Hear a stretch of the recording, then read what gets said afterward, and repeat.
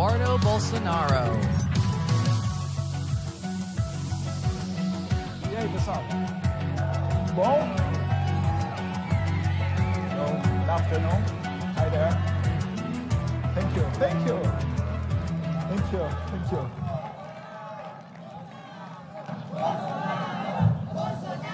Thank you. I think you have some Bolsonaro supporters here. The great Brazilian community. I'm very happy to be here. Good afternoon, Cpac. How are you doing? It's great to be here in the land of the free and the home of the brave.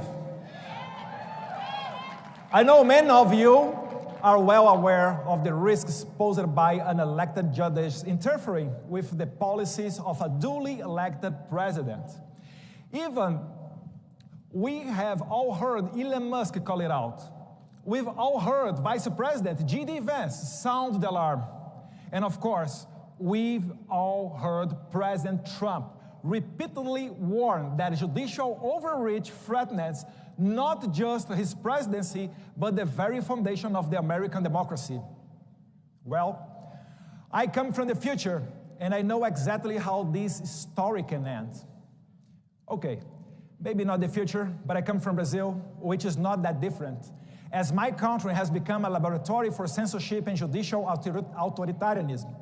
Since 2019, it's been used as a testing ground for the judicial weaponization against conservative, libertarians, and Christians, always under the noble pretense of protecting democracy, fighting misinformation, and stopping extremism, while in reality, silencing dissidents, controlling narratives, and criminalizing opposition. We continue to face the dire consequences of this experiment every day. Just 3 days ago, my father, former president of Brazil, Jair Bolsonaro, was formally charged by the Attorney General of the current socialist government with allegedly orchestrating a coup, a Disneyland coup d'etat, as some might call it. Without weapons, without a plan, and while he wasn't even in Brazilian territory, but in Orlando, probably debating strategy with Goofy, and taking national security advices from Mickey Mouse, maybe. It's really the Disneyland coup d'etat. There is no other word to talk about it. This baseless accusation, entirely devoid of evidence, is nothing more than a tool to neutralize political opposition. It mirrors the same tactics used against the opposition in Cuba, Venezuela, and Nicaragua. Yet in Brazil is perceived differently on the global stage because while its situation is in some ways even worse, the persecution is not spearheaded by the executive branch, but by the judiciary. And that makes it all the more dangerous. We are not talking about a dictatorship in the traditional sense. We are talking about a place where tyrants issue decrees and suppress opposition openly. No. In Brazil, the judicial system has been weaponized, creating an illusion of legality while systematically dismantling democracy from within. And guess who helped found this experiment? Right? Agencies like USAID and NED, institutions supposedly dedicated for promoting democracy, but in reality, channeling resources into censorship, judicial overreach, and political persecution in my country. Let me introduce to you a man named Alexandre de Moraes. He is not an elected official. He is a Supreme Court justice who has given himself unchecked power to decide who can speak, who can run for office, and even who can go to the prison. Under his watch, Brazil has become a country where social media platforms are forced to silence opposition voices or face billions in fines. Judges and bureaucrats, not the people, decide who is fit to run for office. Congressmen like Daniel Silveira are thrown into jail for so-called opinion crimes, receiving an outrageous sentence of 8 years and 9 months behind bars, simply for exposing his views in a video, a punishment more fitting of a totalitarian regime than a democracy. And, as I said, even the former president, Jair Bolsonaro, is at risk of being arrested on the same kind of bogus charges used against opposition leaders in Venezuela, Cuba, and Nicaragua. But it doesn't stop there. The judicial system has become an instrument for persecution at every level.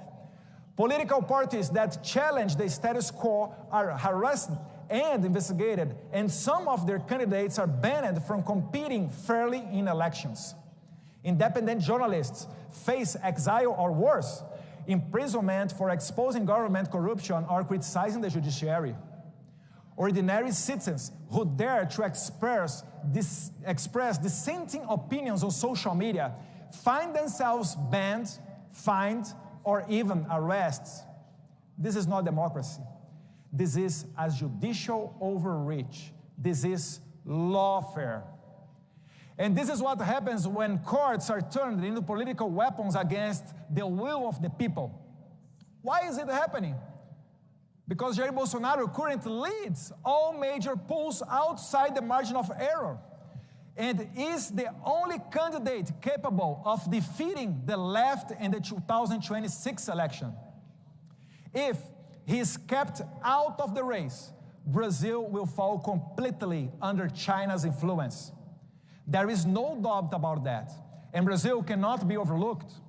With over 200 million people, the largest economy in Latin America, and a land mass nearly the size of the United States, its geopolitical and economic importance is undeniable. China recognized this and is actively working to pull Brazil deeper into its sphere of influence. And while you might think, this is just a Brazilian problem, it's not. This has many ramifications and has already spilled over into the United States. Here are 3 examples that should concern every American citizen. Number 1, Jason Miller's detention in 2021. An American citizen, advisor to President Trump, was detained in Brazil under politically motivated orders. His crime? Attending Cpac Brazil and supporting free speech. Number 2, Elon Musk's persecution. He was added to an illegal fake news investigation. That's right. Elon Musk is under investigation in Brazil.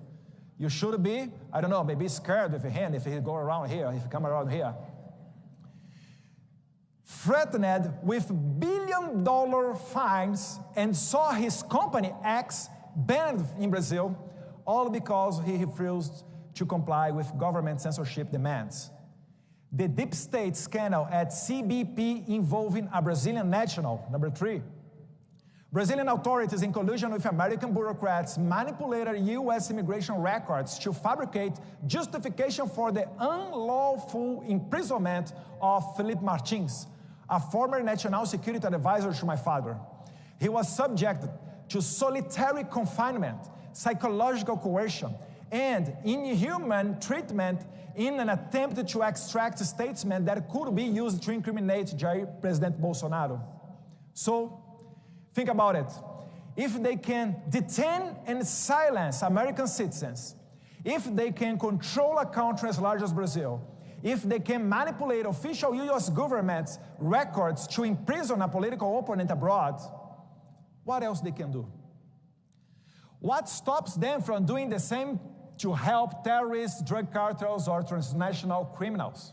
And more importantly, if they could do all of this outside of the United States, what makes you think they wouldn't try to replicate it within? This has gone too far. And you, the American people, must pay attention, because what happened in Brazil is being used as a blueprint for judicial tyranny elsewhere, including right here in the United States.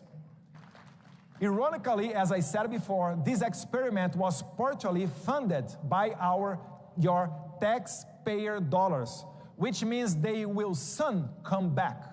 They will come to recover that investment.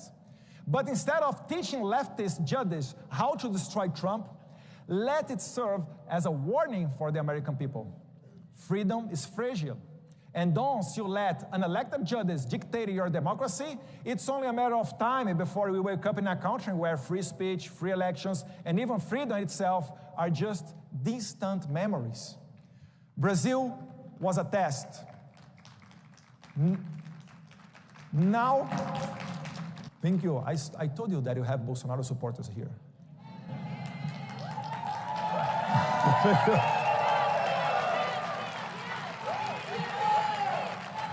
Now they are applying the same formula elsewhere, including here in the United States, and we need to fight back, just as President Trump is doing through his legal team and in partnership with Rumble by filing a lawsuit against Alexandre de Moraes for censoring and sanctioning American businesses and citizens.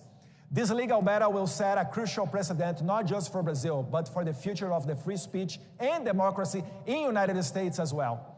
The globalist playbook is in full effect.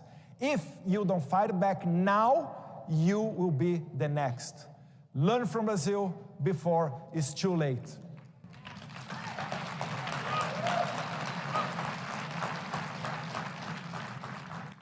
Thank you all, my friends. This is my message.